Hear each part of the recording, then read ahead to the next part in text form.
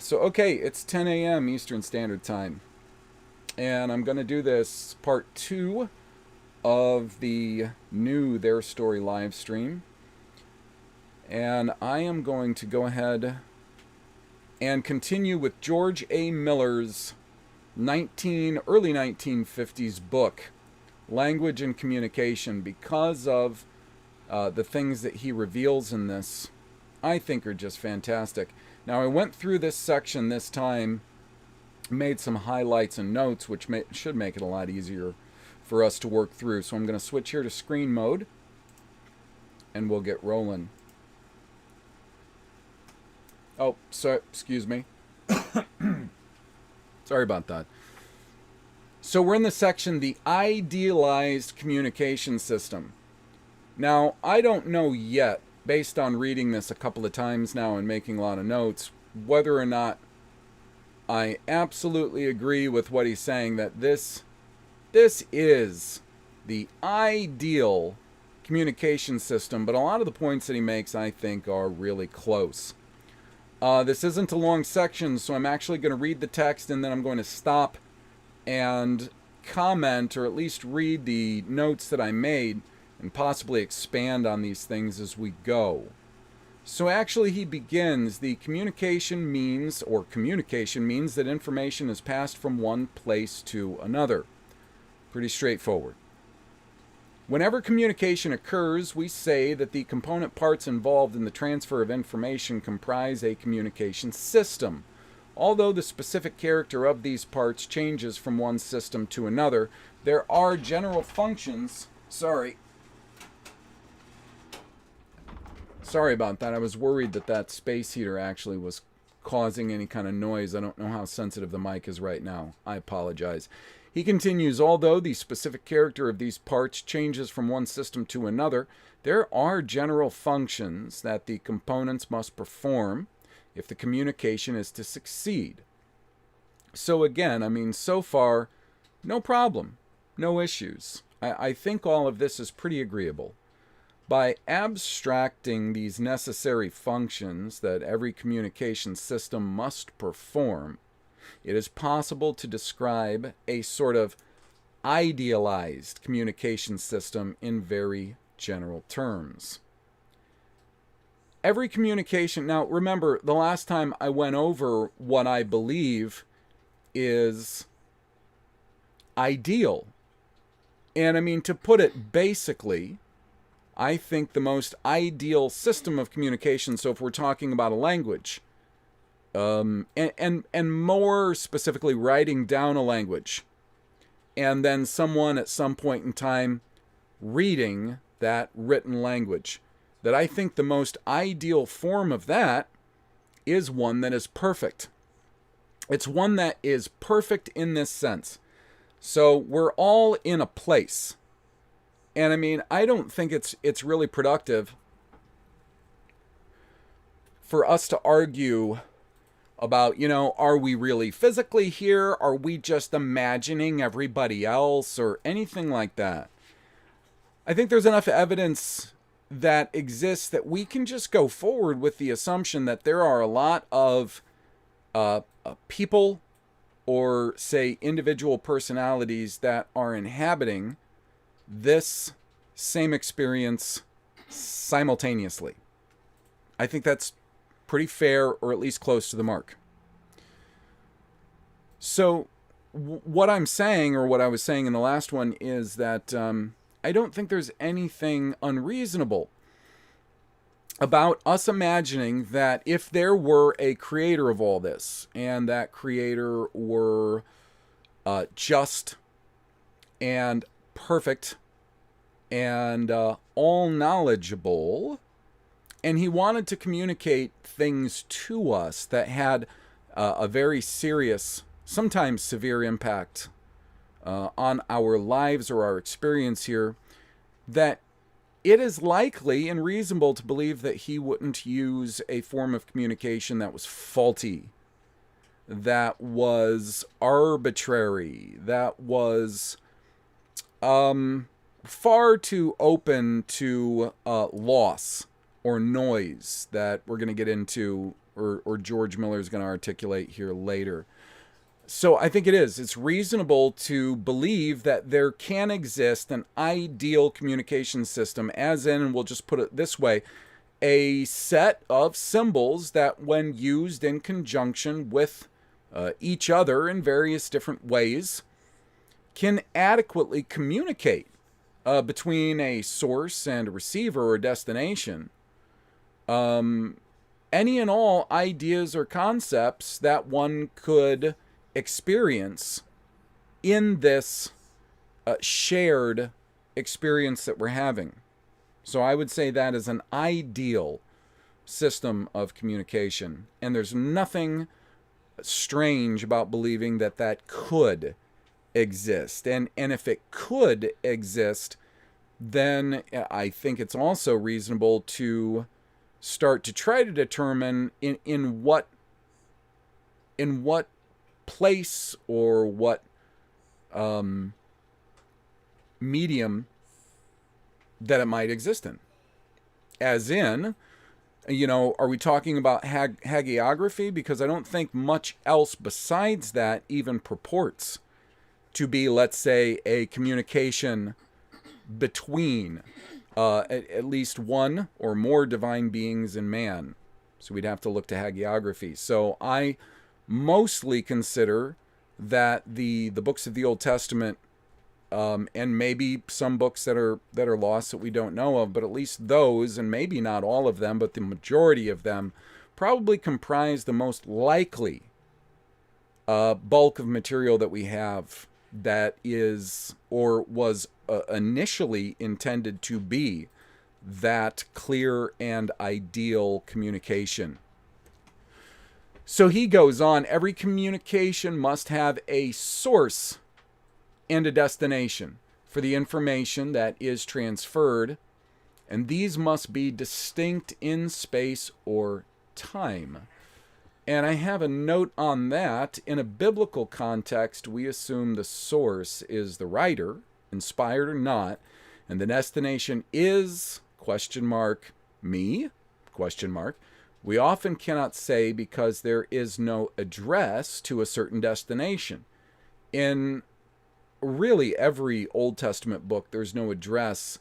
We start finding these addresses to specific destinations really only in New Testament books, which involves an entirely different language, a complete and total departure from the hagiography, the language, the communication devices from the Old Testament. So for now, I'm not considering that in context here.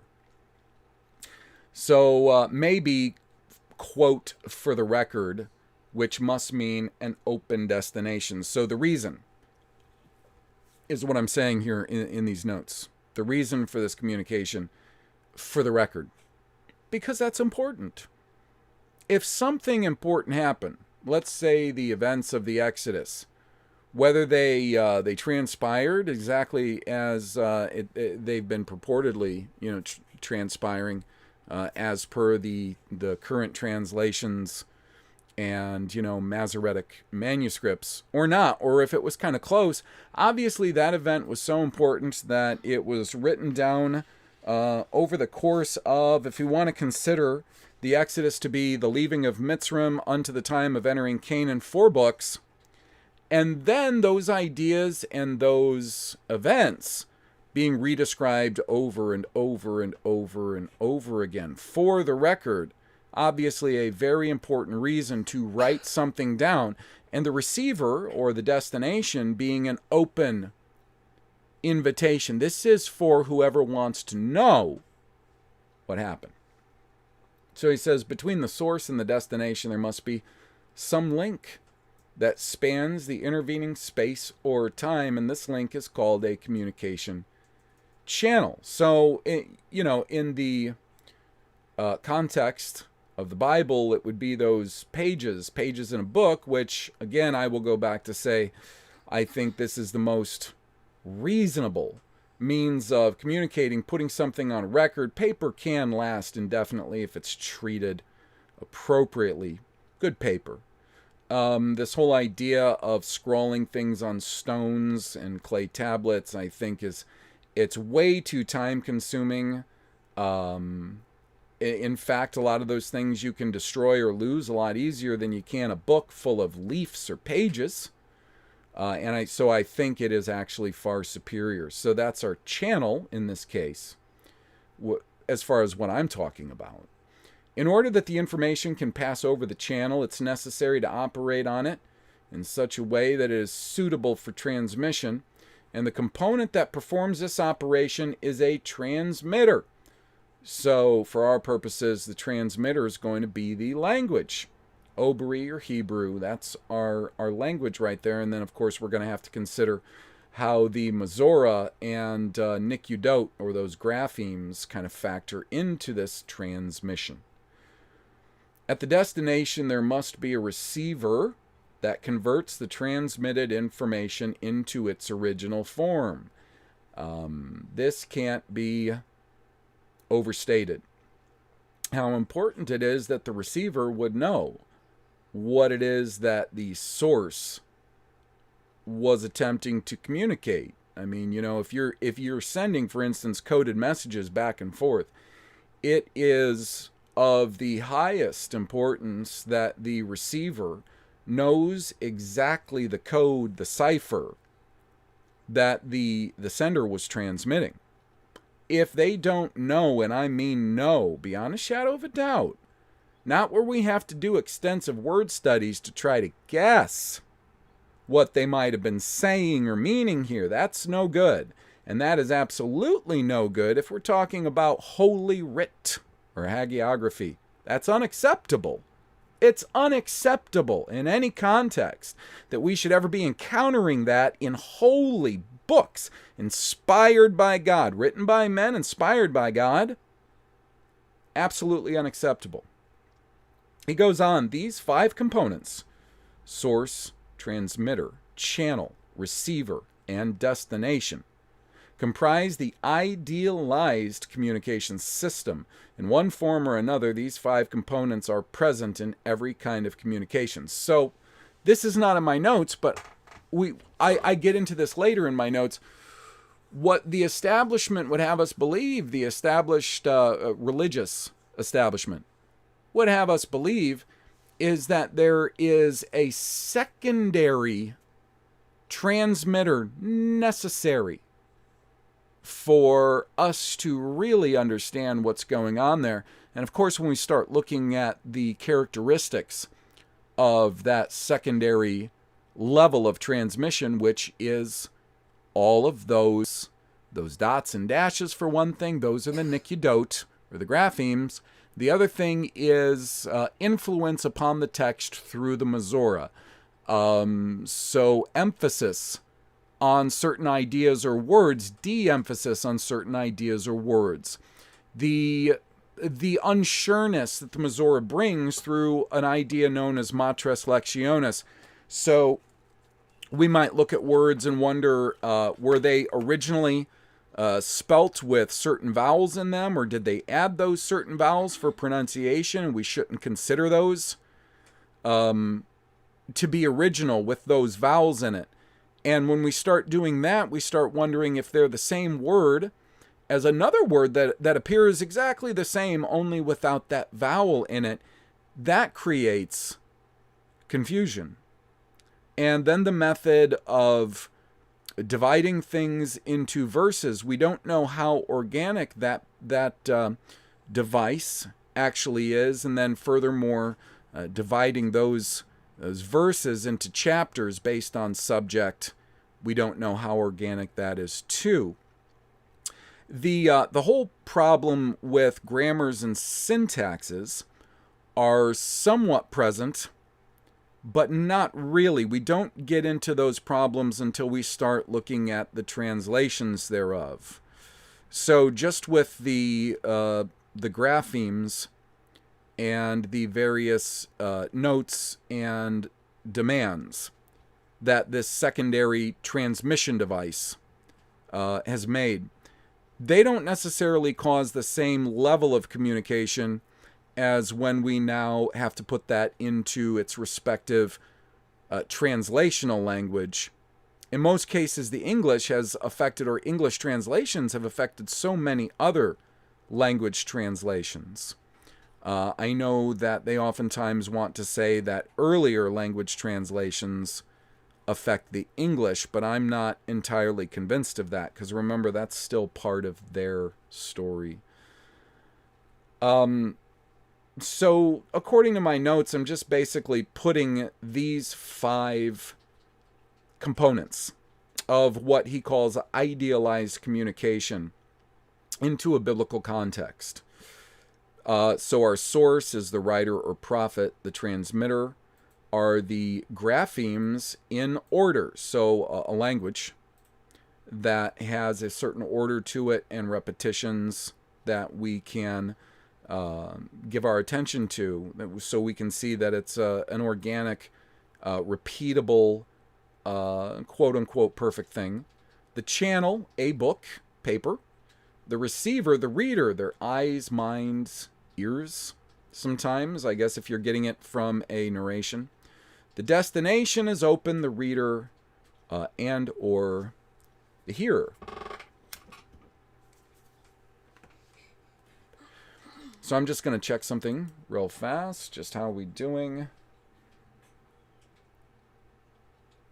Oh, hey, good. I'm glad you were notified, Yokel.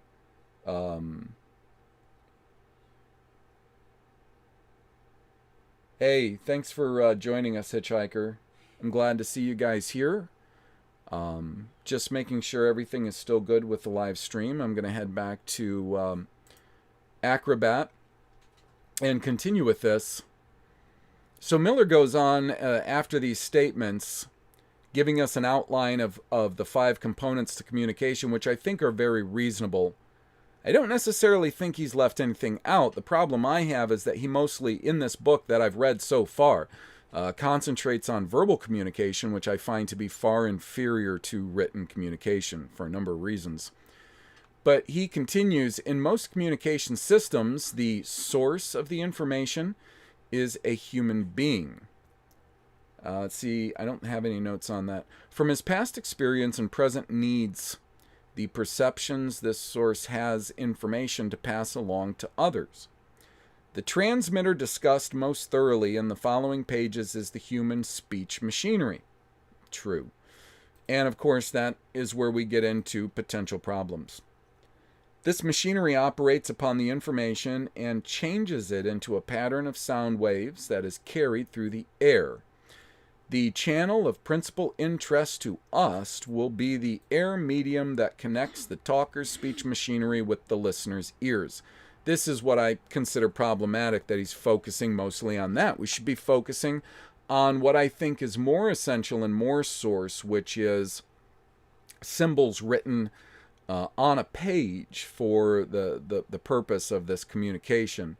Not really the ones spoken in the air. One of the reasons that this is a problem, that he's focusing on this, is, for one thing, the vast difference that we have just in the way that we articulate various sounds.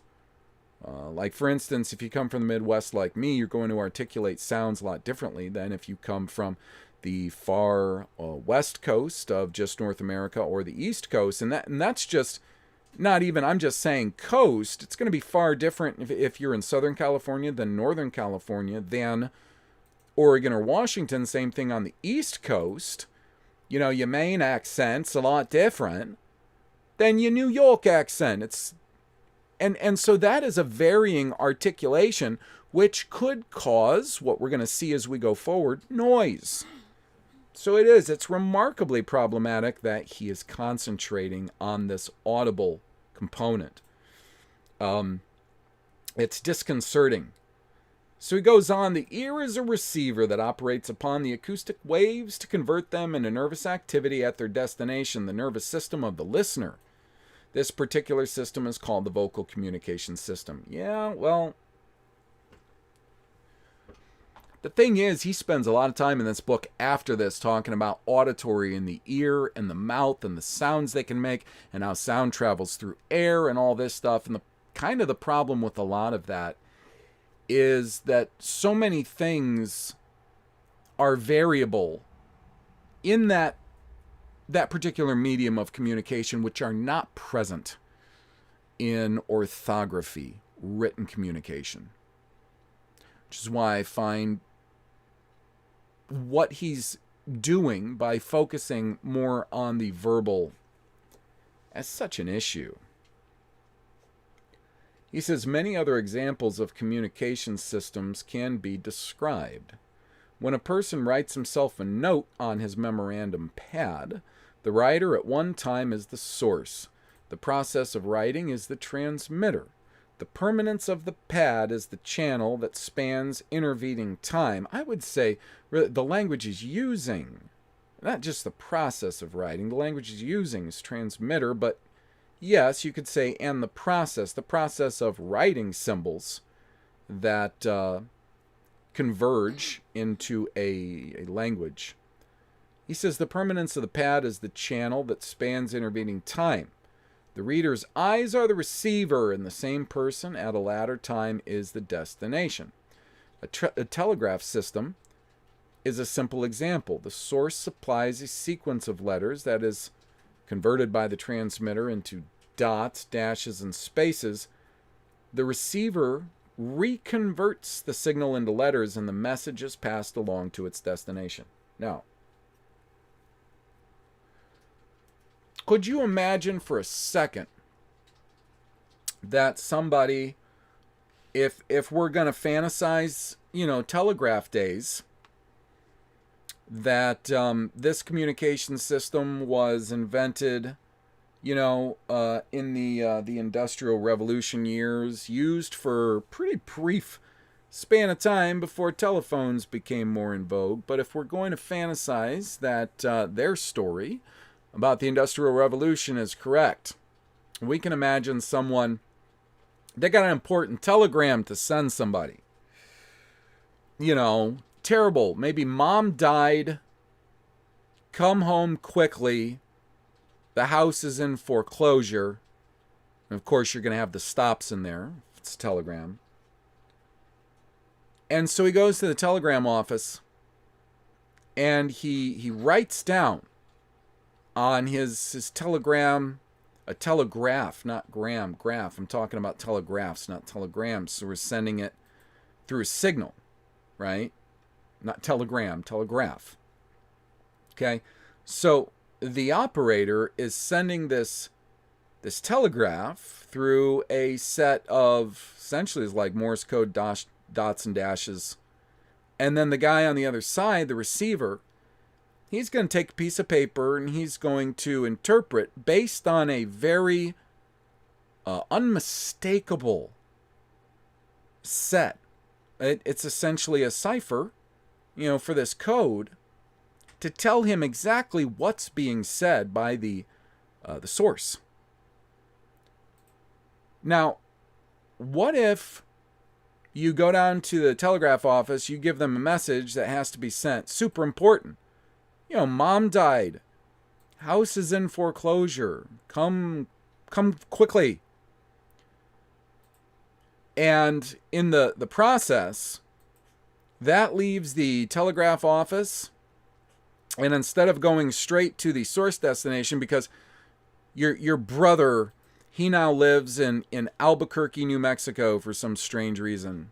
Maybe he's building a meth empire. I don't know.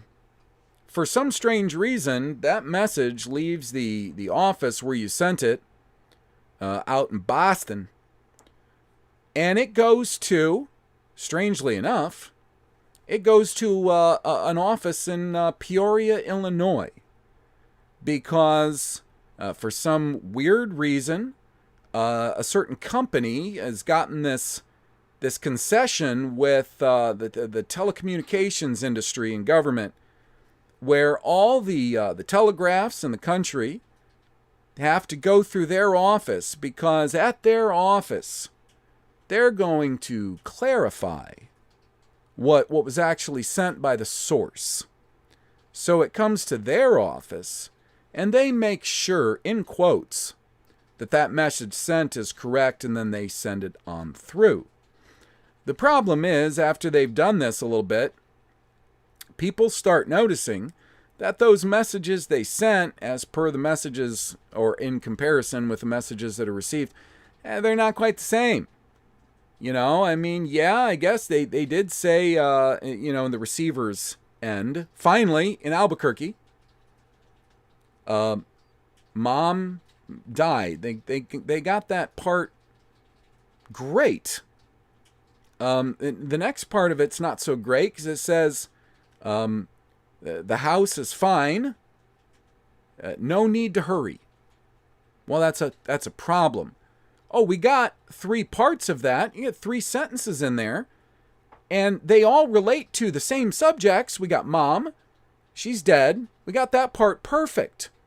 The next part regards the house, but it's not saying the same thing. The guy who sent it said it's in foreclosure, but what was received said it's fine. And now the receiver, he's not sure what that means exactly. But, some people might make excuses and say, well, it's still about the same subject. Do a word study. Go to Peoria. If you have so much concerns, go to Peoria and talk to the operator over there. I don't know what to tell you.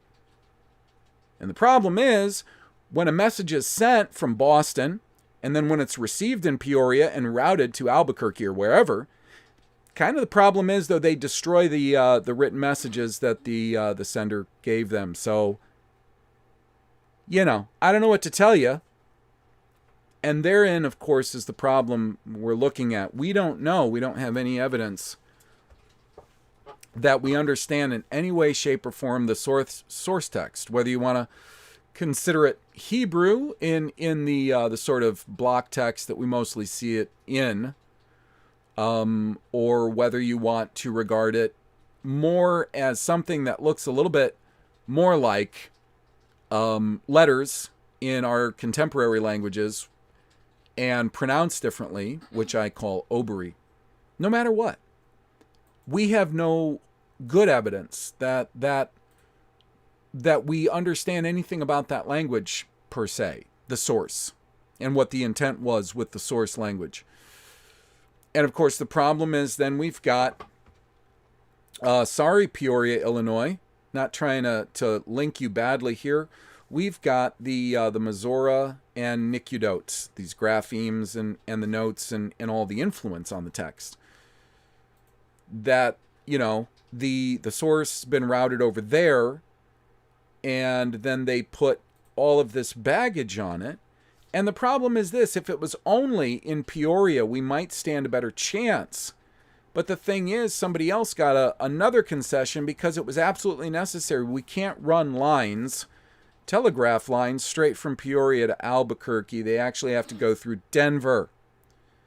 So Denver, the thing is, here's the problem.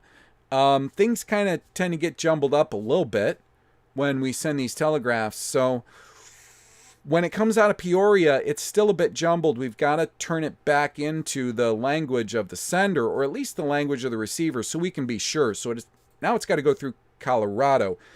And here you have your end language translations.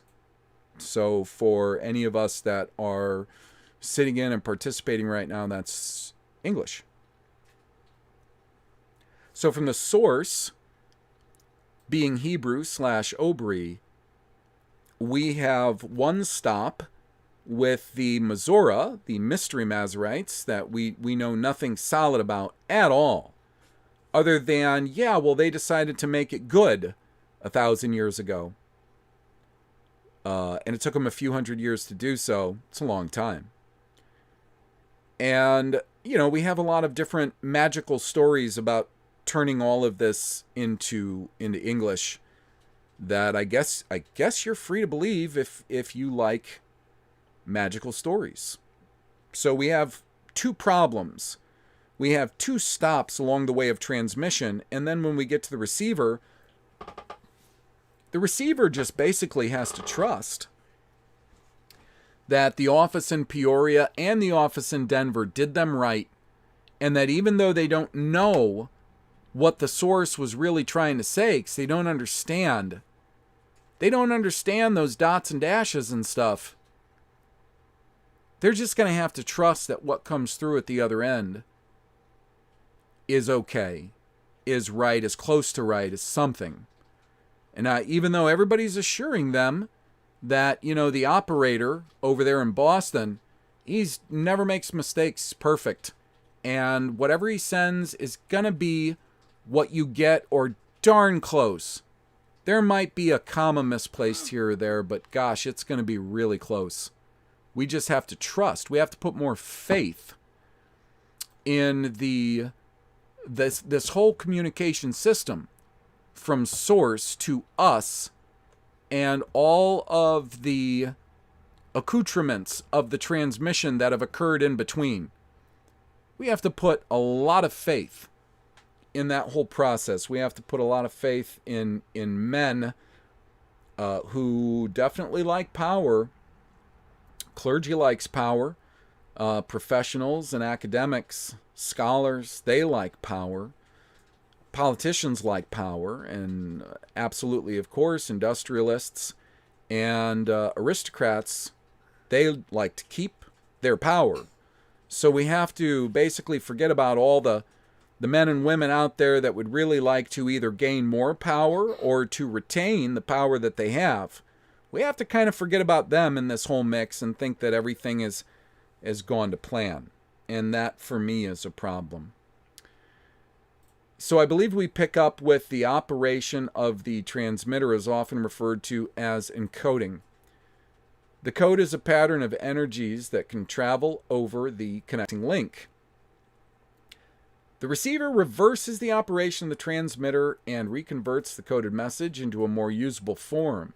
Thus, the operation of the receiver is referred to as decoding.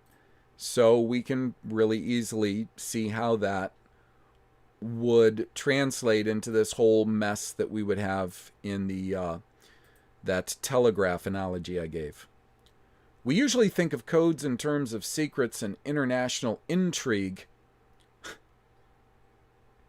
Yeah, and there's the problem. I kind of think about the Bible anymore in terms of secrets and international intrigue. It's the thing. I kind of think of any language anymore in the terms of secrets and international intrigue. That's the thing. But here we shall speak of codes in a much more general sense. It's just the thing. Don't even worry about it. So he goes on, any system of symbols that, by prior agreement between the source and the destination, is used to represent and convey information will be called a code. And I've got notes on this. Oh, it's a lot of notes. So let me go ahead and open those. Open. Okay. So I wrote the problem that we now face when applied to the Bible is that we have no prior agreement. I know I went over this, but it's good to flesh it out. The source used the language to transmit. So the prophet, God, the creator, whomever, they use the language to transmit. That language is assumed by us to have been understood at that time. So it would be crazy for them to not use a language that was pretty well established and understood even at the time they wrote it.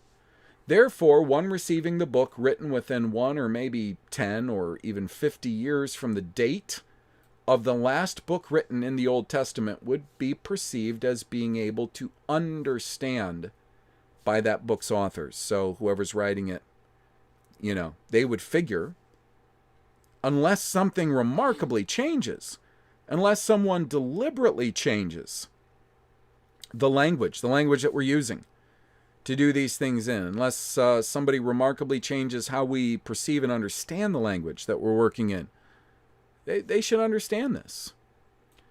However, for us, we do not know beyond any doubt that what we currently receive is in agreement with what the sources transmitted in the first place.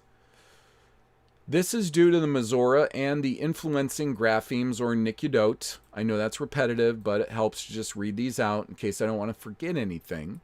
And the further translations into languages apart from Hebrew. So our end source languages. English, French, German, Spanish, whatever. We cannot call this a code per se based on Miller's definition. This form of communication may have been different to a code and must be considered as such, as there is no agreement between us, the receivers, and the source or the prophets. This is why I don't, when we're applying this to the Bible, the Old Testament in specific, we can't necessarily call this a code, what we're seeing in there, because, just one more time, there's no agreement. There's no agreement between the receivers or destination, which would be us, the readers, in our modern times, and the source. We have no way of making that agreement. And again, I don't see, when he gets more into what a code is, I think it is, again, I keep using the word reasonable, but I think it's appropriate. It's reasonable to believe that if a language is possible, a language that is perfect or as close to you, as perfect a language to express all the concepts that we could possibly encounter or know of in this experience, if there is such a thing, then I think it would transcend boundaries like a definition such as code. And perhaps if this source language is perfect in that way, perhaps there are ways for us to determine what it said in the first place outside of, breaking our minds trying to understand how it was noised up or how other codes were forced onto it, which is, I can tell you from experience now, for years now, is one of the most difficult things I could even imagine. And this is, while I've done extensive reading on encoding in the meantime, and considering the characteristics of a language and how it's supposed to work as far as what language should accomplish and what should be the constituent parts of an efficient language, and so on and so forth, etc., etc., etc. I've come to the point where I've wondered many times if there's a way to get to an understanding of that source means of communication, Obri/Hebrew, without necessarily trying to look at it per se as a code, but a remarkably natural and efficient way, using symbols that have sounds attached to them, to communicate almost any and every aspect of concept or thing or action or whatever that we are all experiencing in a very remarkably similar way, in the sense that unless you're colorblind, you're going to say, yeah, the sky is blue. We could put devices on it, I suppose, that could tell us something similar, I suppose. But, since the majority of the people can look and say about the same thing, there you have it. We have many different personalities who are agreeing that they're all being part of this experience in this place, and that so many of the components that we experience are common. Therefore, it's very reasonable to believe a language of symbols could be applied and used as a means to communicate concepts, things, events, thoughts, even feelings, anything that can be imagined, conceived, that is part of reality, should be able to be, I would say, reasonably communicated by a perfect language, if that perfect language was perfect for this reality that we're sharing. So I hope that made sense. And I think I got a paragraph to go here. Oh, a paragraph in my notes. We can only acknowledge that it appears the sources transmitted events, things, and concepts through a medium, being written symbols, and that we are unsure of the meanings of those symbols, because we're unsure. We cannot currently in any way be confident in any portion of the transmissions. And I'm saying that in a very definitive way because I believe after all these years of spending just uncountable hours in this, that is absolutely the case. I'd say furthermore that some of the statements that I make are absolutely authoritative, even though there's so much that I don't understand. That's a given, and I admit that readily. That a lot of these statements that I'm making about this language and the problems that we have with believing that we really actually understand what the source is, the men or whomever that wrote the books of the Bible, that we have any kind of confidence that we can trust, that we understand what it is they were trying to communicate. It's unreasonable. So I'll go on with Miller. He says, thus, in the sense we use the word here, the French language is one code and the German language another. Sure. He writes, spoken English is the code that will interest us primarily. Why not written? Again, why not written? Spoken English. Like I said, gave you the examples. There's so many ways you can speak English. I mean, sometimes man, you don't understand nothing. Right? That's the problem. Written. There's rules. There is rules to writing English. And everybody who's been to school understands that because they were taught those rules, whether they want to pay attention to them or not. There's far fewer rules to communicating that same language. You know? Why do you think Cockney exists? That's such a problem. So he writes. I always want to say. He doesn't say. There's the difference. He writes. Because I could mistake what he said if my memory's not good, or I didn't hear him right.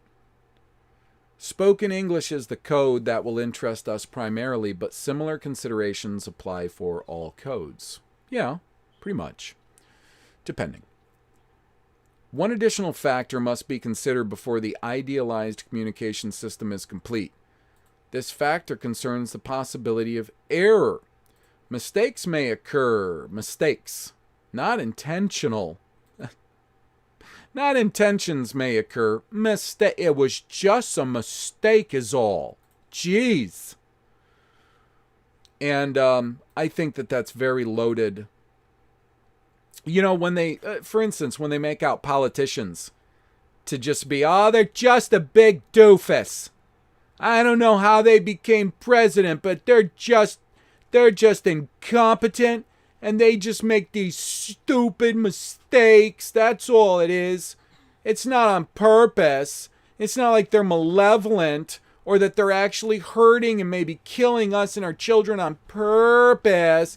It's because they're so incompetent. So he uses the word mistakes. May occur in encoding or decoding the messages, or may be introduced while the signal is in transit over the channel. It's just a mistake, man. If the people communicating are unfamiliar with the code, or if they are unable to distinguish the differences among the symbols, errors may become likely. Excuse me again. I'll give you a good example of this too. And I mean, I wouldn't spend too much time on this because I already have in years past. But you think about, like, for instance, how sloppy. I mean sloppy, like my 6th grader sloppy must have done this manuscript sloppy. How ugly sloppy these manuscripts that we currently have that we're getting our English translations from in Hebrew are. Hey man, is that a bet or a kaf? Well, I'm not sure, gosh darn it. Well, is that a dalet or a resh? Well, it's hard to say, you know, because, yeah, that's really tough because, I guess if it's a resh, they're talking about Aram, or what's typically translated as Syria. If it's a dalet, they're talking about Edom, which is oftentimes spelled without the U between the Dalet and the Mem. So yeah, that right there is problematic as far as noise. Mistakes, just a mistake. Jeez, what do you expect? These scribes had to do it by hand. I mean, it's not like it was their profession. It's not like they did that for a living or anything. Or actually, well, no, they actually did do it for a living. That was their profession, even though they couldn't pull themselves up past the level of what a 6th grade child with average penmanship could do. Average penmanship could do. Take a look. Every time I put up a video, I include a link to a number of manuscripts that I just made available with, what I did was I put bookmarks in them all, so it's just easier to get to different books if you want to look at various books and all that stuff. They're just easy to navigate manuscripts. I did about 30 of those. And I published them at Archive, and as long as Archive didn't disappear them during their inexplicable downage, you can still take a look. Take a look at how bad the penmanship is. Crikey! Are you kidding me? So there's one issue. It's just mistakes. That's all. You know, because man has been ever evolving into a higher form of life. So obviously over the millennia, his penmanship has gotten better, just like his sense of style. They've gotten better. They used to be worse, now they're better. Because back then, like 1,000, 2,000 years ago, like it didn't really matter.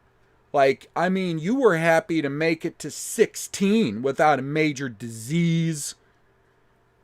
We believe these stupid stories. The penmanship should be impeccable. Impeccable. Every time a scribe set out to copy a manuscript, it should be a major undertaking, especially if it's the Bible, the Law and Prophets, hagiography. This was handed down from my God. Yeah, but, you know, I really need to finish this book because I got so much to do. I got to, like, run to the Walmart, and I got to go home and get the kids to the soccer, so I got to get this book done really fast. So, you know, some of the Dalits may look like Russias. What's the problem? We would never expect that in something that anybody had any respect for at all. And we would never expect that anyone who would be a professional scribe would have such immense irreverence for what they're doing, or that whoever the receiver was, like if they said a lot of times they scribed these books just for people, maybe they were rich and they wanted a book copy, and then they had to pay a lot of money, like all their wages for like a year maybe to get a book. You would expect them, you know, just look at these. I'm just telling you guys, look at them. They're so bad. After they paid a year's wages and the scribe produced something not quite current 6th grade level quality penmanship, that they would take that book, that nicely bound book in leather, maybe with some iron details on it, beautiful, big, heavy book, and they would hit them upside the head with it for being such a loser and trying to sell them such a piece of crap. All right, so now that that's over with, we'll continue. Miller writes, it's sometimes convenient to lump all these sources of error together under a single name, noise. It's noisy because they made mistakes. You know, mistakes are noisy. But I would say it's pretty appropriate. Just if you want to use a general term for all of the junk, the problems, the mistakes, the errors, the misunderstandings that could happen between a source and a receiver or destination. Because I think oftentimes receiver and destination, that is a little redundant. It's noise. Noise is fine. When we say that a communication system is noisy, we mean that there's a good chance for error to occur. If the chance of error is very great, we say the noise level is high. If errors are very unlikely, we say the noise level is low. I'm just going to tell you in my experience that the noise level in the Old Testament in general is very high. I wish it was very low. And I've oftentimes had to just theorize that because they can only do so much with changing terminology, they can only do so much with changing grammar, they can only do so much with changing syntax, all the different little changes that they would have to make, that most of the body would be about the same. It's like that the example that I gave, let's say with the telegraph, and it's stopping in 2 offices that it shouldn't have stopped in. Well, by the time it got to the receiver, you know, it got the first line right. The second line still had to do with the house. The third line still had to do with the receiver traveling. But the second and third line were completely different. But they stayed with the same ideas. You know, we still had house there. We still had something else there, because it would be very difficult to change everything. And I find that to be the same with, for instance, the mixing of truth and error. I posted a video on the Obry Project Panoply Facebook page of a guy who's an amateur magician, but he also went to college for, I believe he went to college for neuroscience and got a degree as a doctor. His name is Daniel Roy, and he explains how certain deceptions work just in their simplest terms. And one of the things he was explaining, it was a video on levels of deception, is how you, if you want an effective deception, you have to blend facts with lies. Really, it's no easy, nice way to say it, and it shouldn't be said in an easy, nice way. You gotta blend truth with lies, facts with errors. And he was given an example. He had 2 decks of cards. And earlier in that video, he shuffled the red deck. He shuffled the red deck and he cut the red deck. And then he went over and he just cut the blue deck with very controlled cuts. And he said later on regarding the 2 decks, the red and the blue deck, he said, now everyone knows that I shuffled and cut all these cards. And he said, therein is how you introduce truth with lies, is because it's true that he either shuffled or cut all the cards, but he's not explaining to you that he might have shuffled one deck, but only cut the other deck. Now, that's sort of a long explanation, but it gets back to what I'm talking about as far as it would seem to me that there has to be a certain amount of either information or just form that has remained pretty well consistent in the Bible. This is why I believe that's to be true, because they can't change all of it without it being so grossly obvious. Like, change all of it in just about every way, and it would be so gross. I think it's already grossly obvious that they've made the changes that they've made. I couldn't imagine if they tried to change absolutely every aspect of it, which is why I go back to believing that there certainly must be some amount of the original message from the source, at least in the terms of subject, ideas, concepts, things like that, that would have to remain relatively unchanged. Relatively unchanged. So he goes on, the higher the noise level in a communication system, the more difficult it is to get reliable information over that system. In most communication systems, therefore, some provisions are made to combat the deleterious effects of noise. So deleterious, the canceling effects of noise. Just what the countermeasures are depends upon what kinds of errors are most likely. So my notes on that, let's just open those notes so I can read all of them. Get a drink of coffee here.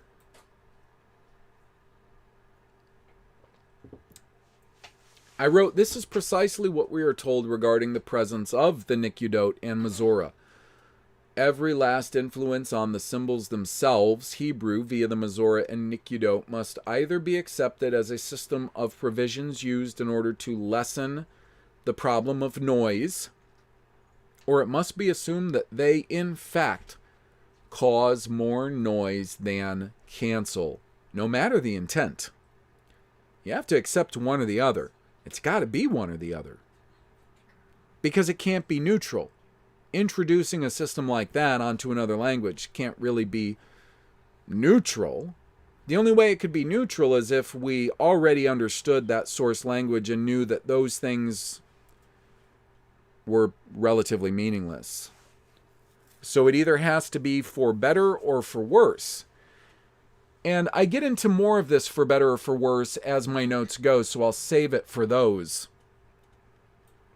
But I continue, we must either believe the word ole, for example, was intended by its users, or the sources, to mean either burnt offering or came up, get up, go up, as in a verb. It's got... They either meant one or the other, and I guess it really doesn't matter, does it? When in fact, even for those who might have listened to my briefs on Genesis 22, murder, they would know that the source's intent for the word ole is remarkably important when understanding what might have happened at a certain time, what's being communicated to us about what might have happened to certain people at a certain time. Or that kodem could mean, by its source, either east or before or ancient or forward or past or eternal. Just depends. They could have meant any of those things. Glad we had the Masoretes to clarify. Even though the problem is, with all of their junk on the text, they don't clarify. But they do demand when Kedem is east or when Kedem is eternal. They do demand when ole is burnt offering or when it's go up. That's what they do. They don't clarify, they demand. I went on to write, of course, if we agree, we must now work, believe, and act only within boundaries set by our belief that we've adequately received the source message. If we choose to believe the biblical Hebrew language is as arbitrary as the languages of today, we cannot ever know for sure the intent of the sources and must take on faith that they used a remarkably imperfect language made more sure by the Masoretes and perhaps the latter translators. It's kind of what we're stuck believing if we want to believe anything about any of this is organic. And sorry, but I am a little bit congested, and what I'm going to do is I'm actually going to cut off the mic just for a moment so that I can take care of that, and then I'm going to turn the mic right back on. Please stand by.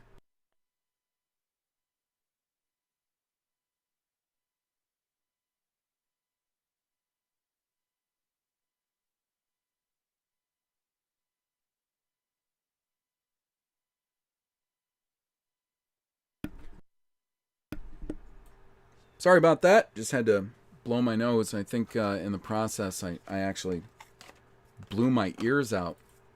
I got one ear that just wants to keep popping in and out. It can't decide. It's always standing there with the door halfway open. In or out, bud. So real quick, before I go on to this next, the importance of statistics. which is actually only about a page or so with notes. I am going to, first off, I'll switch to camera. There I am. And I'm going to go back and just take a look at how we're doing here. Okay, no one's talking about... Does anyone have anything they either wanted to add a question regarding the material that we've covered so far? Or something? I'll give you a minute because I actually could use like a little break in the intense speaking that I've been doing. So to be honest, I'm just going to hang for about a minute and just kind of watch chat, see if you guys have anything to ask. Now the chair's too high. And if not, I'll just continue forward. That's fine. No problem. Left y'all speechless. How about that? If not, go ahead, throw it in. Info, adding, extras, comments, clarification, criticism, catcalls. I'm trying to think of everything with a C.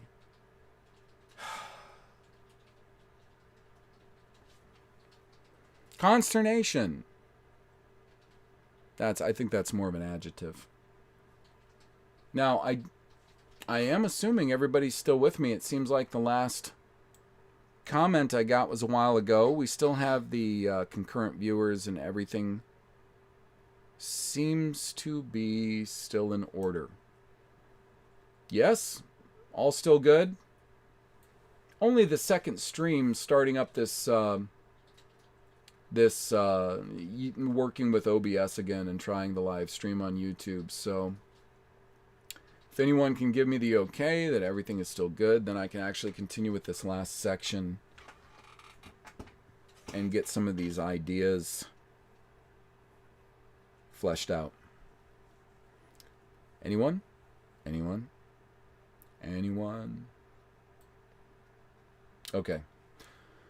Thank you, Watto. I'm going to go back to then the last section in here, which is really interesting. Like I said, it's only a page, but lots of information on that one page to unpack. Here we go. The importance of statistics. What's the old expression there, too? It's, there's lies, there's damned lies, and then there's statistics. Funny, but the problem is that seems to imply that statistics, in and of themselves, that there's something wrong with statistics in and of themselves. I'm not sure that's the case, really. As with any sort of science, which I believe that statistical data can be regarded as a science. It depends heavily on the data input and the data output, and that nobody is fooling around with any of that data. Nobody's mismanaging the raw data input, and nobody is, we'll just use his term, creating noise in between or mismanaging the data output, the results, or how we perceive those results. In that case, statistics, I think, can be absolutely fine, maybe even trustworthy. So he writes, statistics is the branch of mathematics that describes how things are on the average, which I would say makes it really important if it's consistent and scientific.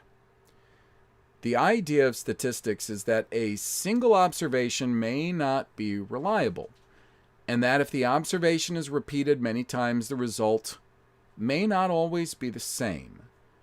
In such cases, it's necessary to talk about the likelihood rather than the certainty that some particular event will occur. Now, we can actually we can put that into biblical terms, in fact, and in terms of trying to figure out if the language in the message is trustworthy. My notation, biblically speaking, we should expect total repetition of ideas, grammars, and terms if we are seeing divinely inspired documents written in the same language over the course of 1,000+ years. I will stand behind that. Now, we're not always going to see repetition of For instance, the same people, the same time, other details absolutely can be different because the experience that we're sharing varies based oftentimes on individuals and cultural factors, maybe environmental factors, things like that. They can change. But we should expect to see the same kinds of communication devices and forms if we're talking basically about the same things. And we have every reason to believe that we are looking at a repetition throughout the Old Testament of the same kinds of concepts over and over and over again. We should be seeing the same grammars. We should be seeing the same syntaxes. We should be seeing the same terminology applied, especially within context. The problem is we're often not.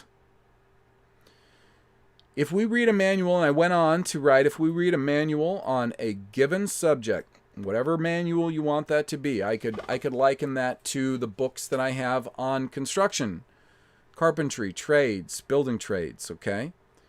Absolutely a good example.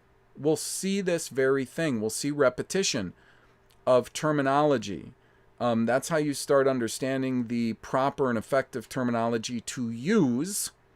If, say, I as a contractor am talking to a building supply store, or tool store, or anything else, I am going to use certain terminology. Whereas if I'm talking to, let's say, a lay person, I will use whatever terminology they understand so that I know that what I am saying, what they are saying is the same thing, and I'll clarify it. If I, call up or go to a building supply store, I know I'm looking for a valve and I'm looking for a trim that's going to go on that valve, and they need to be compatible, things like that. A lot of the customers are not going to understand what I'm talking about if I say the valve and the trim and all this. I'm like, yeah, the thing that actually turns your water on and mixes between the cold and the hot. That. Oh, there you go.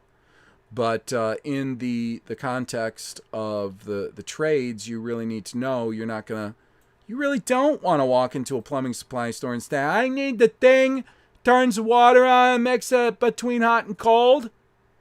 Because the first thing they should probably ask is, my God, who's installing this thing you're speaking of? Right. So anyways, you are going to see repetition of terms in any kind of manual on any given subject. And we could view the Bible as essentially like a manual on a given subject. The Old Testament. The Old Testament. The New Testament changes ideas radically. Old Testament. So we see this in the Law and the Prophets, but only loosely. Ideas are oft repeated, but the underlying terms or grammars used to do so often need to be altered in order to achieve this. This should not be so, and it shouldn't. What do I mean? What I mean is, for instance, if you only have like 2 or 3, and this is a good example, if you only have like 2 or 3 passages in all the Pentateuch per se, and then you never really have that repeated in other books later, of how, when, and why you're supposed to keep certain feasts. And those passages, they don't repeat those ideas verbatim. But the English is trying to translate them in virtually the same way. Then you have every reason to wonder, what's he really talking about? You have every reason to put on your thinking cap and say, how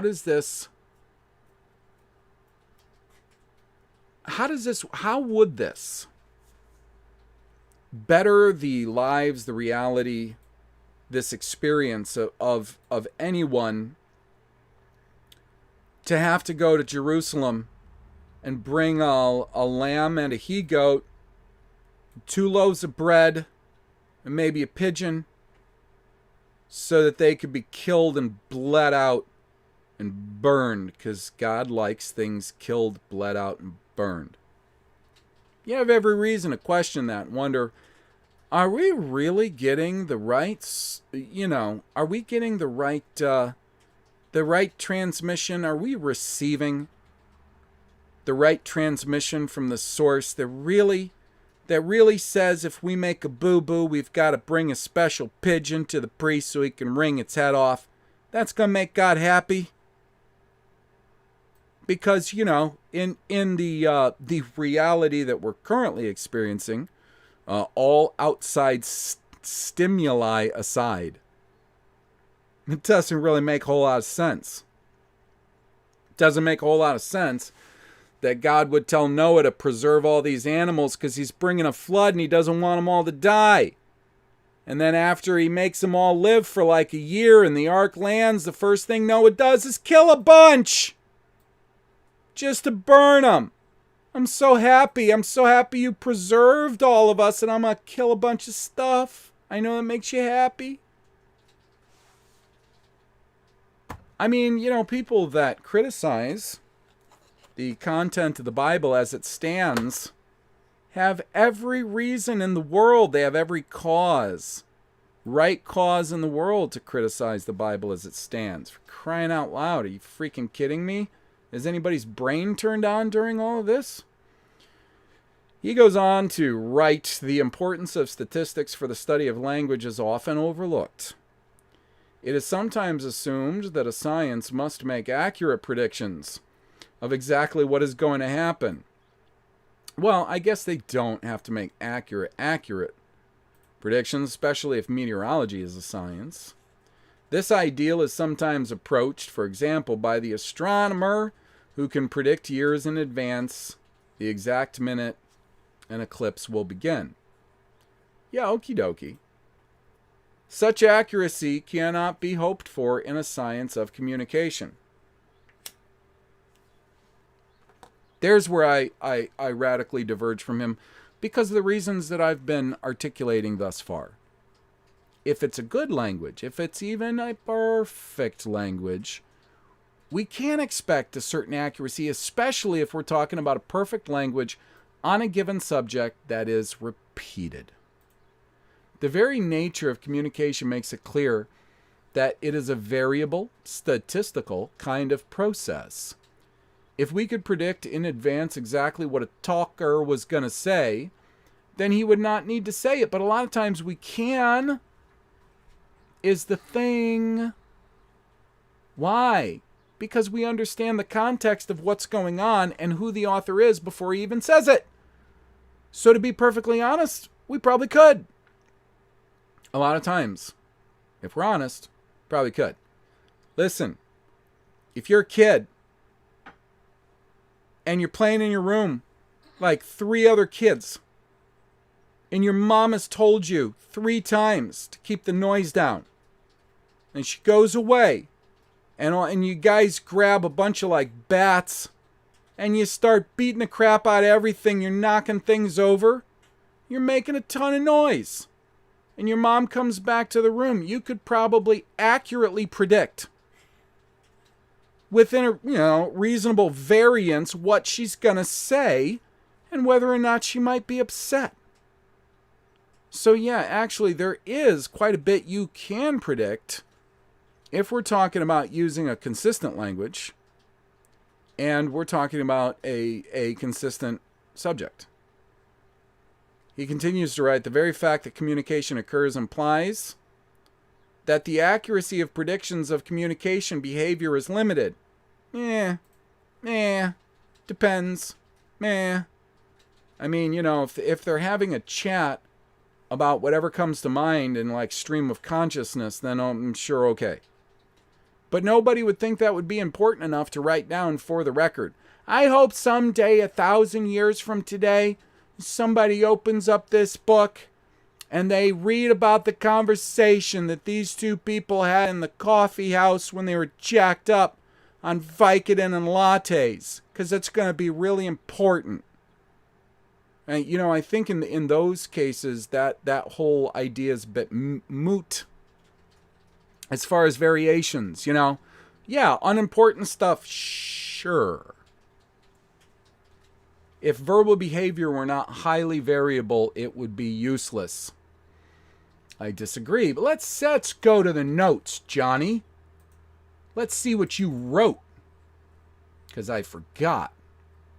I wrote, this is true in my opinion, but a loaded statement. True, we don't know what happenings and details an author of a biblical book will want to tell us until we read his book. It's also true that those people of his day may not know what he'd say in particular until he indeed spoke it. However, we should be able to predict in the appropriate context how a speaker or author will communicate, i.e., the terms they might use, the grammars they might use, the syntaxes they might use. This is where our Bibles, as they stand, are pathetically weak according to statistics.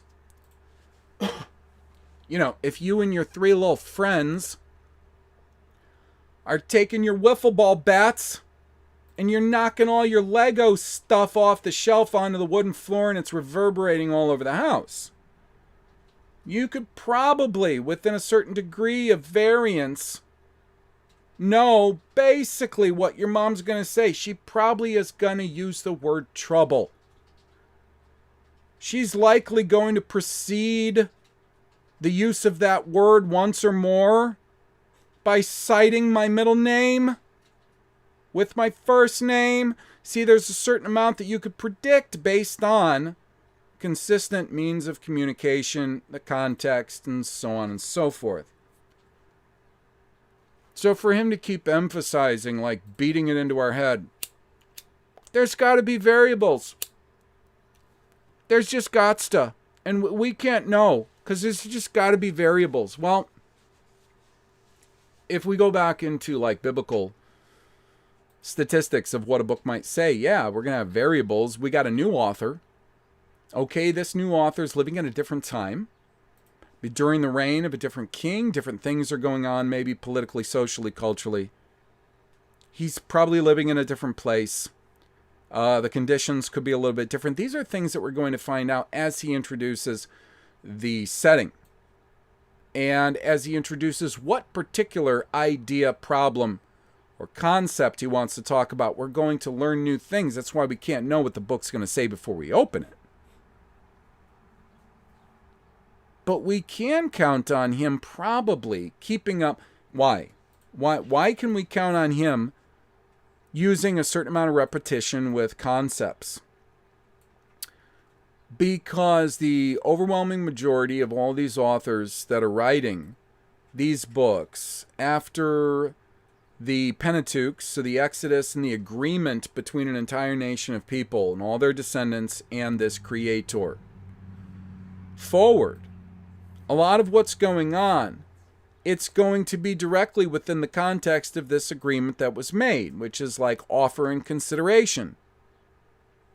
The offer, get to stay in the land, have a good life, grow, the consideration, all that. And then the law and the particulars of the law, you got to keep the law. Not that it didn't exist per se, but no nation of people was actually keeping it as their set of laws. So I'll move forward with what he's saying as soon as I figure out why that bumped me up a page or back a page like it did. Gosh, I don't know. So anyways, he goes on, once the idea is accepted that communicative behavior is necessarily variable, I guess, the importance of statistics for the study of language becomes obvious. Communicative behavior is neither completely predictable nor completely unpredictable. It is an intermediate position where it is possible only to say that, on the average, certain things will happen. Kind of, sort of. Statistics is the language of averages, and so is the proper language for science of communication. And I annotated this. It's interesting and inconsistent that statistics can be relied upon as a language, but no tongue in use today can boast the same. Even biblical Hebrew is far worse in terms of consistency than even today's tongues. not to imply that Miller is claiming a flawlessness to statistics, but many scientific languages and codes can be counted on if they are dealing with unmanipulated raw data, which I said earlier. If we know they're not fooling around with the inputs, we know they're not fooling around with the transmission, we know they're not fooling around with, what it is they present, the end product result, then yeah, it could be counted on. Can we not expect perfection from the Bible as well? So a group of scientists can offer us something more reliable than, I don't know, God. KJV onlyists and even others, so not just KJV onlyists, but, biblical scholar enthusiasts even, make a strong case for why we should expect perfection, or something very close from, quote, God's holy book. It's a consequence of this intrinsic variability, he goes on to write, that scientific statements about verbal behavior are only probably true. True on the average. This verbal behavior, verbal behavior is so much inferior to what's written. This variability complicates an already complex study and makes it difficult to evaluate the relative effects of the many variables that influence verbal behavior. It is possible to understand the general nature of statistical relations without any extensive knowledge of statistical methods. Although the statistical machinery is suppressed in the following pages, the statistical concepts are indispensable. And we don't necessarily need to know his particular statistical machinery or what he thinks is best. That's fine. These introductory remarks can be summarized as follows. So this is going to basically sum up a lot of what he has written in the book so far. And that's why I have notes on each one of these points he repeats. Excuse me. Pardon. The orientation towards communication assumed in this book is scientific and psychological. Certain basic assumptions about communication can be listed, and here he goes. 1. Scientific psychology is concerned with the analysis of behavior, and the use of mentalistic concepts is a lapse from scientific standards and little more than plausible fiction at best. And actually, what I wrote concerning that first point is that while this statement is generally agreeable, I do think it is. It's also unfortunate that we cannot trust any science to not be loading the deck or using sleight of hand when it comes to data or even results. And I just reapply Jung's archetype, for instance. I mean, that's a real, mind F on Jung's part to imply that archetypes come from some primordial substance that's sort of intrinsic in our brains as opposed to, I think a more obvious theory is that they are subtly implanting these archetypal ideas in our minds. And when you read, for instance, Jung's his explanation for all of this, you get the pretty clear sense that he is using so much assumption to quote-unquote prove that. I went on to write, mentalistic concepts by definition mean a broad array of phenomena that appear to be beyond scientific measure, i.e. a sixth sense. We do need to keep our eyes open, however, looking for any trickery from science or Miller, which categorizes something scientific as mentalistic. So if they try to claim that, well, any such and such phenomenon, it's just not scientific, it's plausible fiction at best, But it is actually something that is, in maybe a different kind of context or metric, it's quantifiable. If it is, I think we always have to be on the lookout for the possibility that he or anyone else that's claiming certain things are a science or aren't a science are trustworthy. So his second point, verbal symbols differ from other stimuli that guide behavior because their associations with things or events are built up through the intervention of other people. Okay, so my notes on that. Well, in the previous section, Miller stated that symbols were stimuli that were arbitrarily associated with objects, really, or concepts. Even though he doesn't write that, he does imply that in the same paragraph or following paragraph.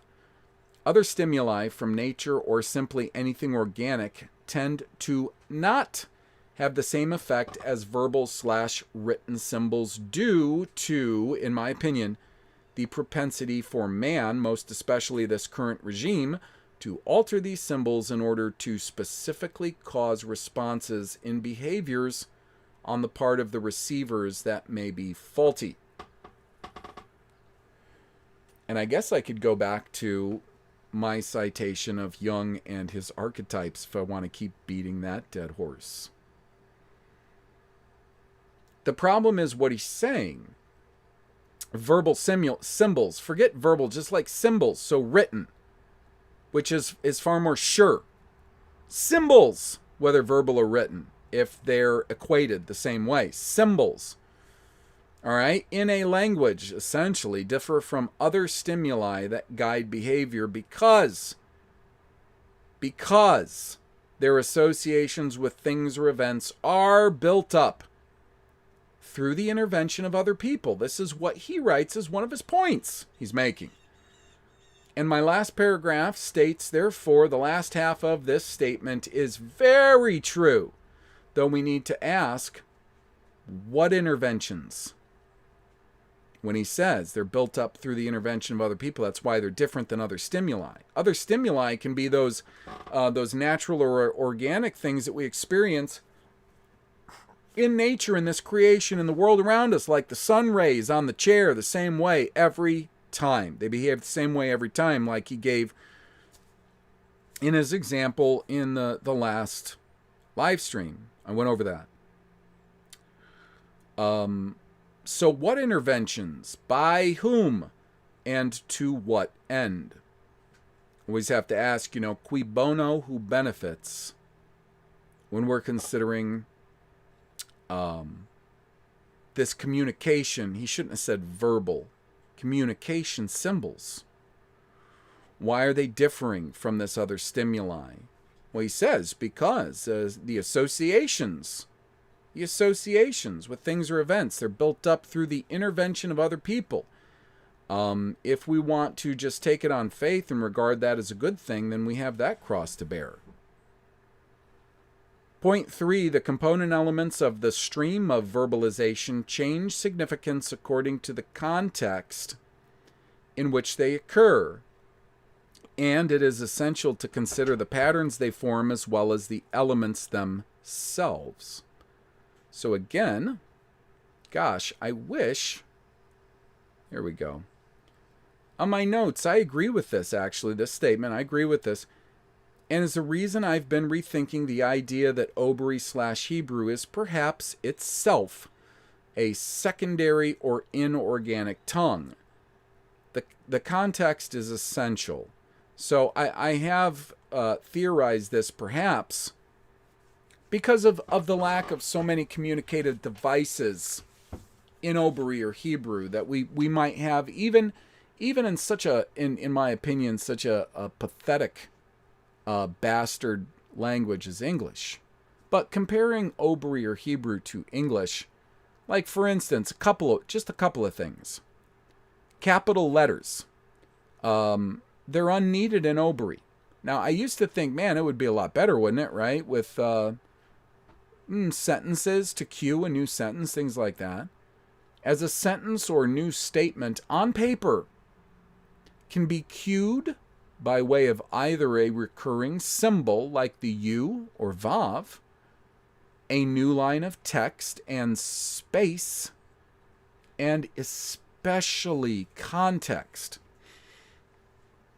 If there wasn't so much confusion all around, for instance, the starting of a new sentence, confusion in the way of terminology and other machinations, there wouldn't be any confusion as far as when a new thought or sentence was occurring. It can be far simpler than all of the complexity that we currently have to deal with when we're looking at the source language.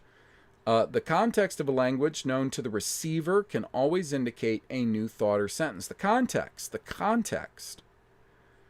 You know, we don't see up in the air. When I'm speaking to you right now, you're not looking up in the air trying to discern where my capital letters are going. You know it by context. I don't put exclamation points or question marks. Of course, you get my inflection, but still, even if if a speak and spell were reading this to you, you would know it based on context. Also, proper names can easily be understood by context without uppercase or capital letters. Like, for instance, I went on a trip to Flint versus I took Flint with me on a trip. Excuse me, to Flint. Sorry. Get a drink. And while the first statement might be misunderstood as I went to Flint the man to see him for some reason, the rest of the context will easily clarify when one follows it with to watch the Tropics play basketball, for anybody who's seen semi-pro. Context will dictate any differences between proper nouns. So going on, punctuation is helpful, and there's an idea present that there is no punctuation in Obri / Hebrew unless there is punctuation in Obri, but it's been hidden. So how about all of the inexplicable U or Vavs at the end of words? Because there's many times when we'll see a Vav or a U at the end of any given word, and we don't know why in the hell it's there. Because it doesn't seem to be indicating a callback to a pronoun or anything else. It's just there, like, what in the hell is it doing there? I can't figure out why it's there, not based on the grammar, context, or the syntax. Perhaps, since oftentimes it does indicate the link between two thoughts, it could also indicate a pause between two subthoughts. It could function as a comma / semicolon / colon / em dash, as there's a lot of disagreement about when those symbols should be used in English. The U / Vav at the end of a common word, when we don't often see this as a norm, could indicate that very type of punctuation, as could the A / Aleph at the end indicate an exclamation mark. Because there's so many times that we see this common word in Hebrew, and it's got an A at the end all of a sudden. We don't know why in the hell it's got that A at the end. We can't figure that out based on the rules they give us. And we do know oftentimes that A is used as either self, a priori, or emphatic. So that being used at the end of the word to indicate an emphatic is totally reasonable. This is really what I'm saying. Maybe there is punctuation loaded into it. They've just hidden the fact that that punctuation is there so that they could more easily move things around. Because if we had an idea of definitively, just in the symbols themselves as they already stand, that a full statement was being paused by the use of that U or Vav at the end of a word, we would have more of an indication of the character of that full statement, you know? Same thing with, let's say, if an Aleph was being used as an exclamation, and we knew that, then we would know when a certain statement is stopped based on that exclamation. Now they're done. Here's the exclamation mark, sort of. You know, or if there was any particular symbol, glyph, letter that was being used to indicate a question, whether it was at the front or the back, or a number of other things. We don't know. But what I'm trying to tell you is that it could exist. We just are currently unaware. For instance, now, and that's a funny thing. A lot of times we don't even need these things in order to know, even in English. Okay? If I made the statement, "Are you going to Flint with me?" There's no need for a question mark. Exactly, that's a question. The syntax of the thought and the context demand that it's a question. So I could go on, but this is to reinforce the idea that Obry has the potential of perfection in its original use. This statement of his does not seem loaded. However, it's always good to consider what assumptions he may build into these statements as we continue. He goes on, point 4, all communication systems include in one form or other 5 components. The source of information, the transmitter to encode the information into a communicable form, the channel that conveys the coded information through space or time, the receiver to decode the message and the destination of the information. The various possibilities for errors introduce noise into the system. We should not understand the importance of what he is underestimate the importance of what he's saying here and its application to the Bible's books. So ideally speaking, the source being the prophet/author guided by the creator. This is why we call it inspired, right?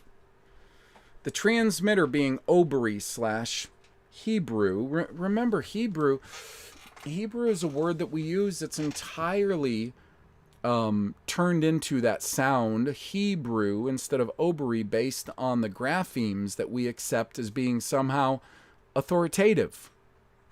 Obry. A language with the potential for perfection, being reinforced by the use of it through all the Old Testament's hagiography. If a perfect creator uses a very imperfect or even arbitrary, which again, that's just redundant, tongue to relay concepts or commands with severe implications. That's a big thing here. Severe. The implications are severe, and they're important to the receiver.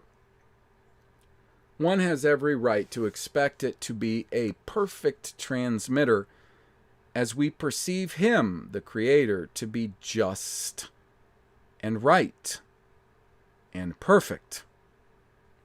So the channel, pages in a book, likely written from the outset, maybe on a typewriter. That's crazy. What are you talking about? Everybody knows the typewriter wasn't invented until the Industrial Revolution, John. Sure. Verbal communication, if not recorded, has a tendency to be misheard or not remembered. Written is more final and permanent.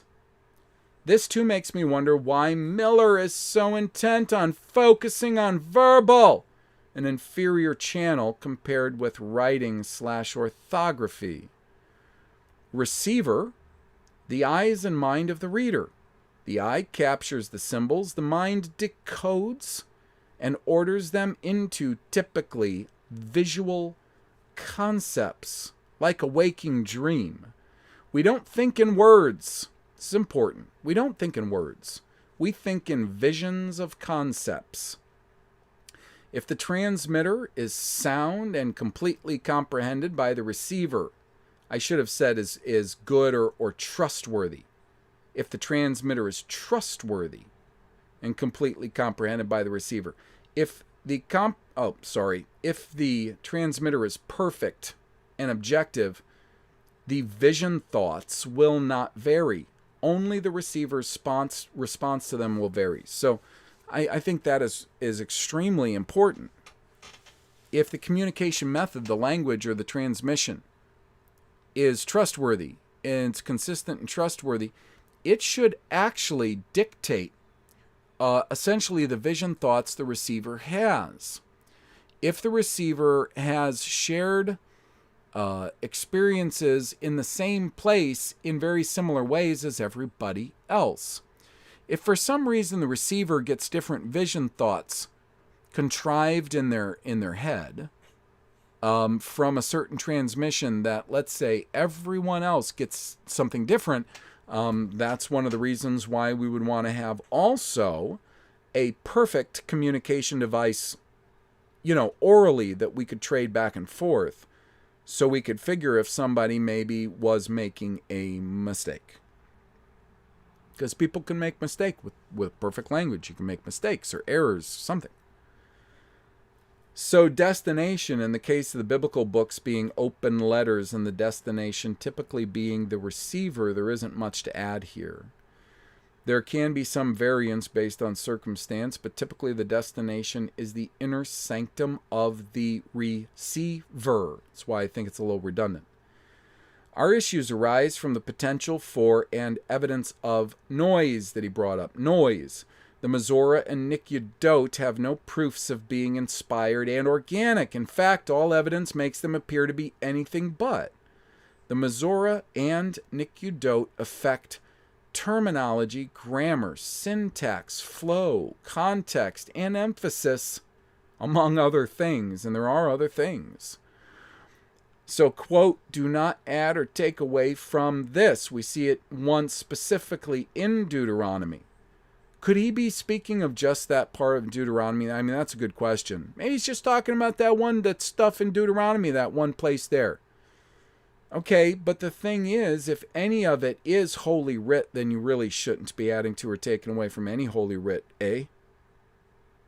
So that seems very final in the presence of all these graphemes, notes, symbols. What kind of God would he be, like perfect God, translating a perfect message that had everything to do with everything in our lives, where he said, yeah, but I mean, this is just like a guideline. If you want to change it, perfect it, or make it worse or whatever, that's on you. That's cool, man. I'll roll with that. Doesn't seem to follow logic. So the presence of these graphemes, notes, symbols, and cues are, by definition, additions. So everything having to do with the Masorah and the Nikyudot are, by definition, additions. The simple fact of the presence of the Masorah and Nikyudot quite literally says, this is what it says, that it's even there. The source and or the transmitter is imperfect.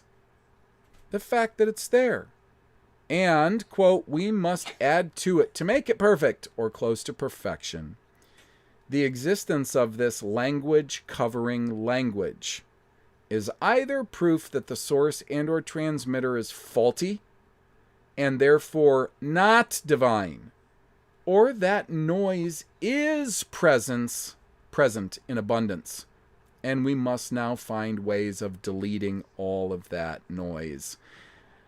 And now the last point that he makes in this section is point 5. In order to serve its purpose, communicative behavior is necessarily variable and so must be discussed in statistical terms. These assumptions are elaborated, related, and supported with factual evidence in the following chapters. And really what I wrote about this is perhaps a better, more truthful statement instead of that point 5 statement he made. Communication itself must be equipped with a complete variety of possibilities which serve to adequately relay all possible concepts within this present reality. The variety of possibilities ought to be a perfect complement to the variety of stimuli and phenomena perceivable within this reality. The more consistent or perfect a language or transmitter is, the more trustworthy and repetitious the statistical data will be. And I think my statement is, I think it's far more fair and accurate than his. So, back to camera mode. Here I is. And, alright, let me just go ahead and check what we got going on here. As far as the chats and any comments maybe made.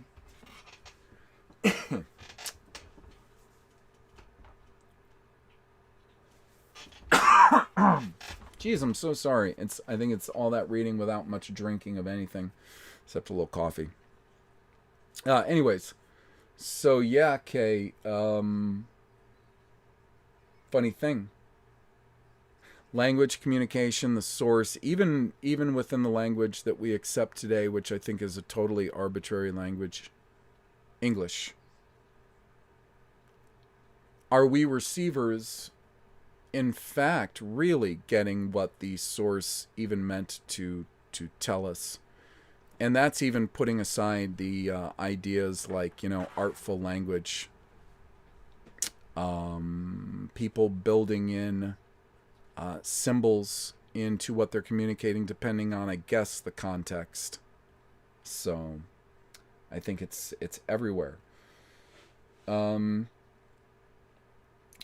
Let's see. Hitchhiker Leslie Jeffries' Critical Statistics. The Power of English. Banned in the U.S. Is that right? You can find it on eBay, even if it's in the UK.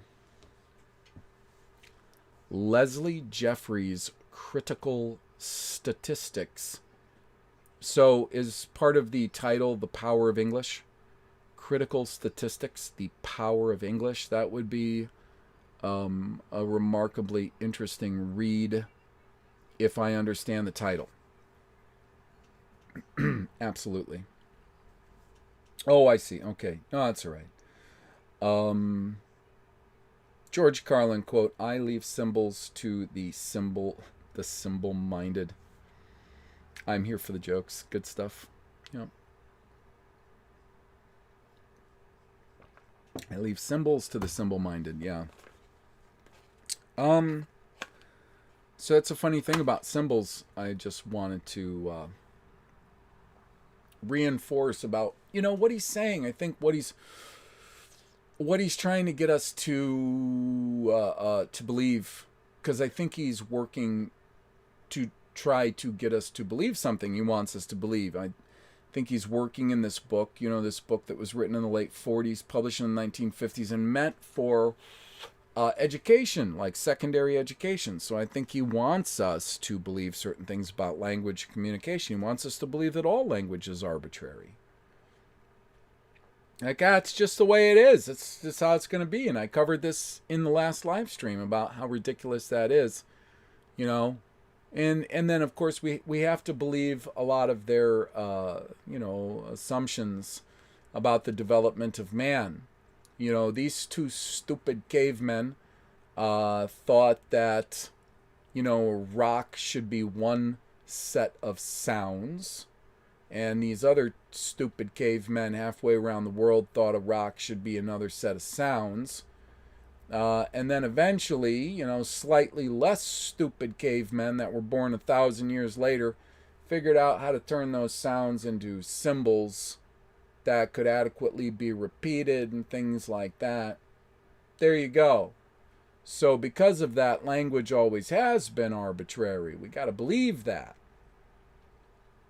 And he doesn't seem to be leaving much room for any other possibility than, language, just arbitrary.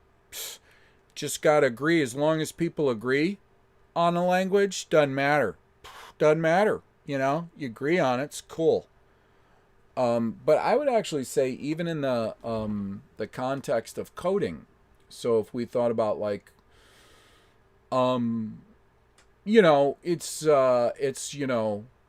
it's secret spy stuff, and we're going to send a code from the one spy to the other, let them know where to go and pick up the canister of microfilm, and we want that code to be really good, whatever that code's going to be, to tell the super secret spy on the other end where to get the canister of microfilm at.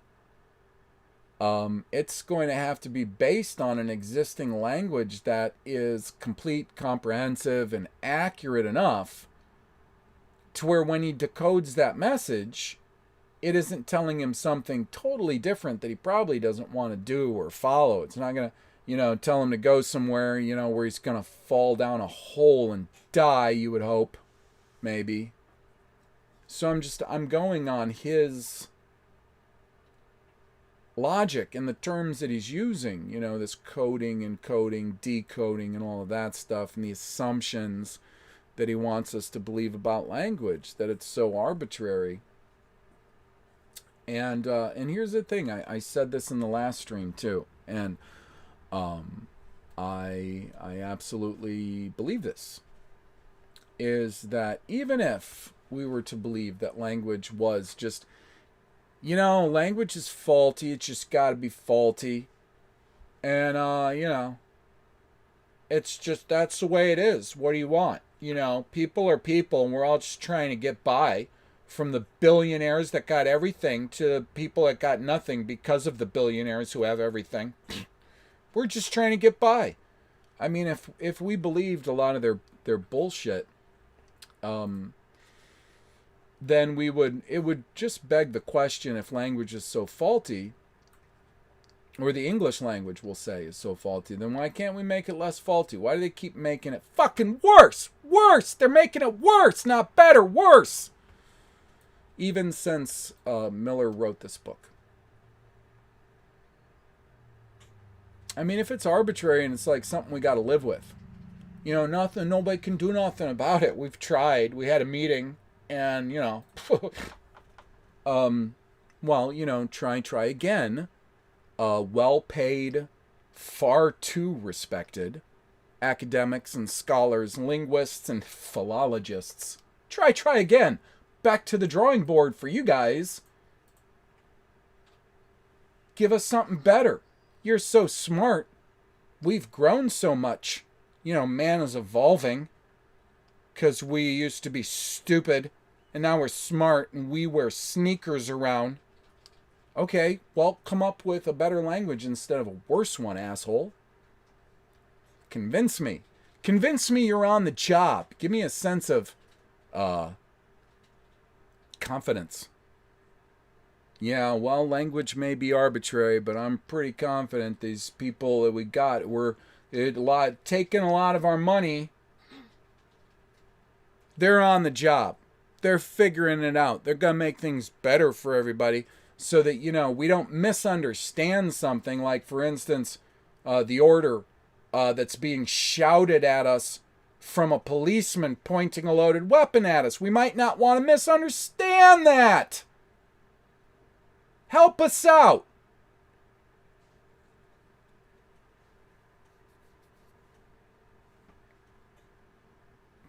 I guess I'm getting too riled up, and it's pretty close to 2 hours in. Not that I've got a dedicated, you know, I'm going to start at this time and stop at this time, but yeah, a little tiring sometimes. So, hey, thanks everybody that's actually popped in.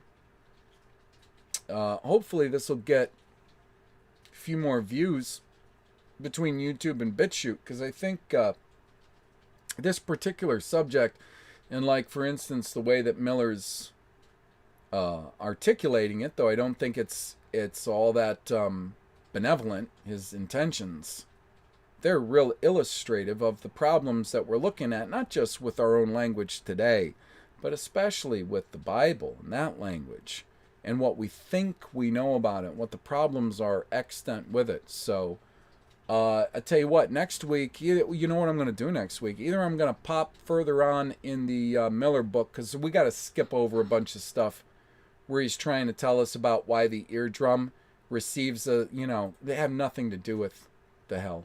Anyways, or I might cover another subject or a little bit, and then we'll just jump back to this, because I think these two live streams on language and communication gave us a heck of a lot of good stuff foundationally to think about regarding how much we want to really trust what we're being told regarding what the Bible says, maybe what it actually really says. So, yeah, we'll see about, you know, what I'm going to cover next week. But again, I will see you next week, 10 a.m. Eastern Standard Time on Sunday, when most good people are in church. I don't know what you're doing here, because if you were good, you'd be in church. So anyways, if you are here, you're a bad person, and I'm glad you're here. So we'll see you guys next time. Take care.